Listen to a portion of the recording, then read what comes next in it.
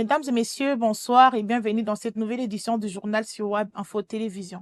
Pour débuter, le vice-premier ministre et ministre de l'Intérieur, Jacquemain Chabani, a confirmé ce mardi la suspension de la gratuité de l'enseignement dans les territoires sous contrôle par l'AFC M23.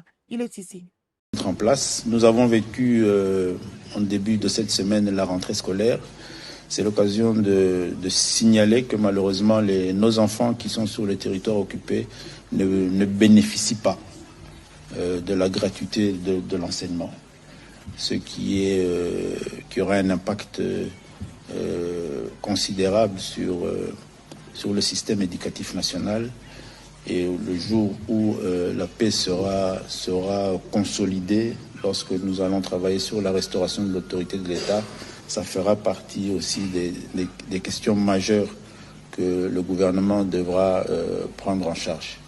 La situation sécuritaire à l'est de la République démocratique du Congo. À Bukavu, la police locale est de retour dans les rues 6 mois après la prise de contrôle de la ville par l'AFC M23.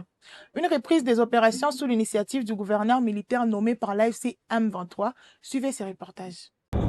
Je saisis cette opportunité pour vous présenter les responsables de la police. L'équipe des commandements de la nouvelle police sous l'AFC M23 au Sud Kivu venait d'être représentée à la presse par le gouverneur Patrick Boussouboangui sur le perron de son cabinet de travail à Nyamoma ce mardi 2 septembre 2025. Il s'agit du colonel Eboko Diom qui sera secondé par le lieutenant-colonel Jacques Gapassi et le capitaine Mbande Innocent.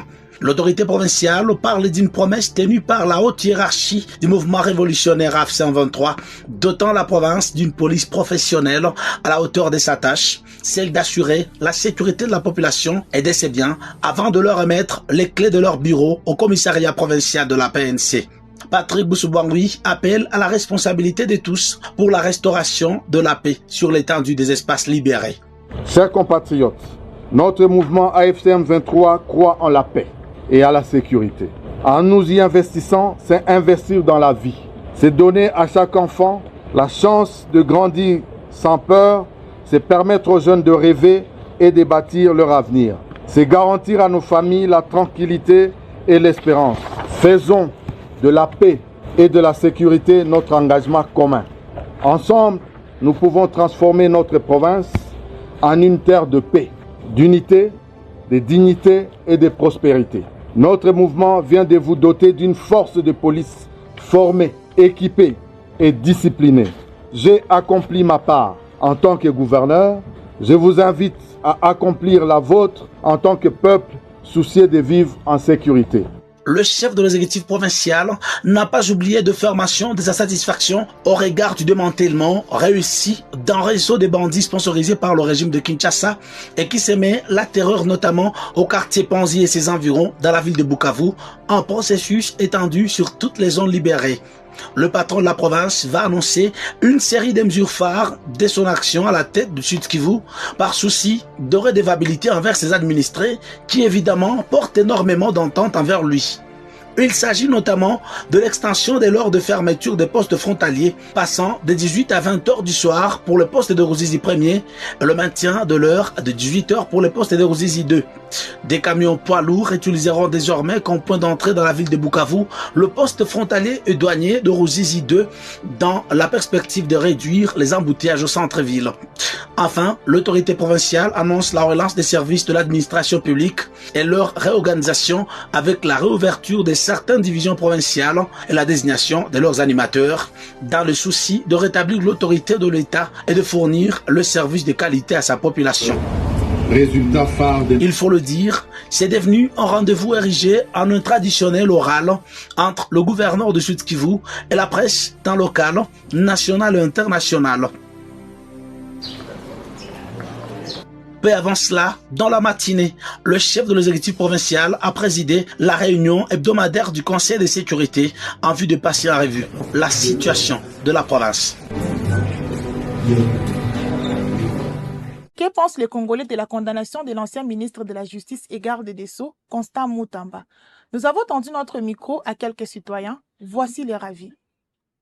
Personnellement, je trouve que la peine, elle est juste. Parce que la peine en soi, elle est destinée aux personnes ayant détourné les fonds plutôt ayant détourné les deniers publics.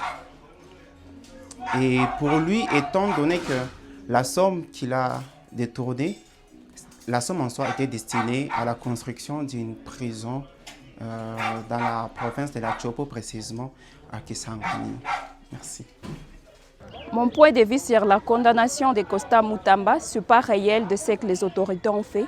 Mais de ma part, j'aimerais assez qu'on lui laisse la liberté, qu'il travaille pour ces 3 ans et qu'il puisse rembourser afin que les personnes qui avaient besoin de cet argent puissent en profiter.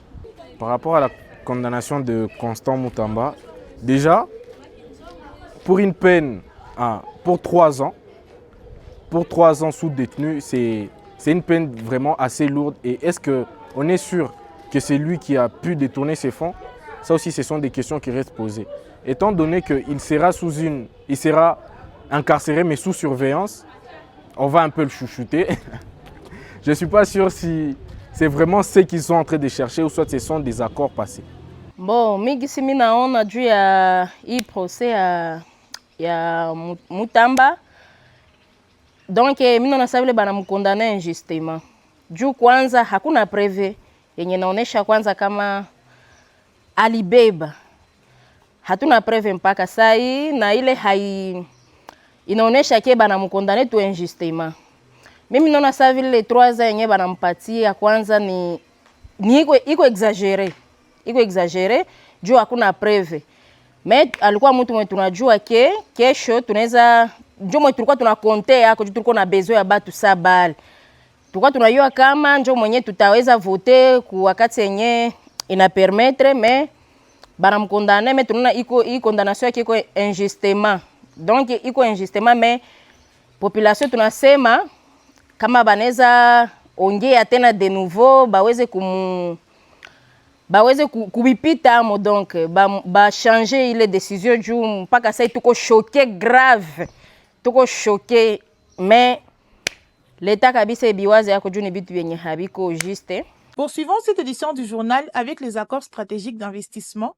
Le 2 septembre 2025, la première ministre de la République démocratique du Congo, Judith Suminwa Tuluka, a présidé une rencontre officielle à l'hôtel du gouvernement avec une délégation qatari conduite par Sheikh Mansour bin Jabor. Au centre de cette réunion, un accord d'investissement stratégique de 21 milliards de dollars. Suivez leurs propos.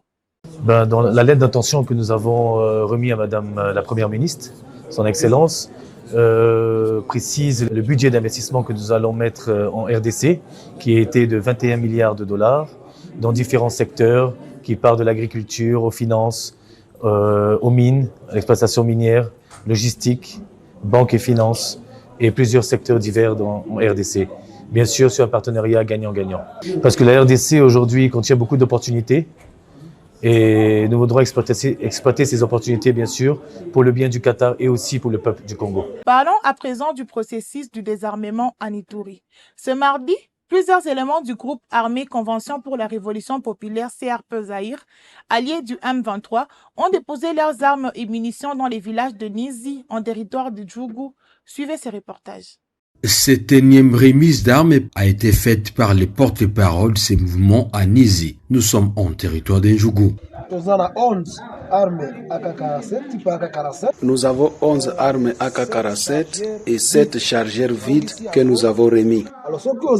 Si tu sais que tu étais l'un des éléments de l'autodéfense axe Nizi, partout où tu te retrouves, viens déposer ton arme. C'est une occasion de profiter de cette grâce qu'on nous a accordée. Vous n'avez plus à faire maintenant avec cette arme. L'armée qui continue à sensibiliser les détenteurs illégaux d'armes reste engagée dans les opérations militaires selon les instructions du commandant suprême et chef de l'État, Félix Antoine Tshisekedi Tshilombo. Nous continuons à sensibiliser les détenteurs illégaux d'armes d'adhérer au processus de désarmement. Les opérations se poursuivent pour tous ceux-là qui continuent à endeuiller nos populations. Donc l'approche militaire va continuer jusqu'au désarmement forcé. Nous appelons également l'engagement communautaire de continuer à sensibiliser tous ces gens et d'autre part, les forces armées à accélérer avec les opérations militaires contre tous les détenteurs illégaux d'armes. Et donc, quoi qu'il en soit, quoi qu'il en coûte, vous devez déposer les armes. Aujourd'hui, les opérations militaires se poursuivent sur l'ensemble de la province de l'Ituri contre les groupes armés hostiles au processus de paix, également sur le littoral du lac Albert, dans la chefferie de Bahema-Banyuagui, où les forces armées restaurent centimètre par centimètre l'autorité de l'État. Voici ce qui met fin à cette édition du journal. Le président de la République démocratique du Congo, Félix Tshisekedi, a reçu en audience ce mardi à la Cité de l'Union africaine le ministre tanzanien des Affaires étrangères, Mahmoud Thabit Kombo. Merci de nous avoir suivis. N'oubliez pas de vous abonner et surtout activer la cloche de notification pour ne rien rater. À très bientôt pour la prochaine édition sur WAB Info Télévision.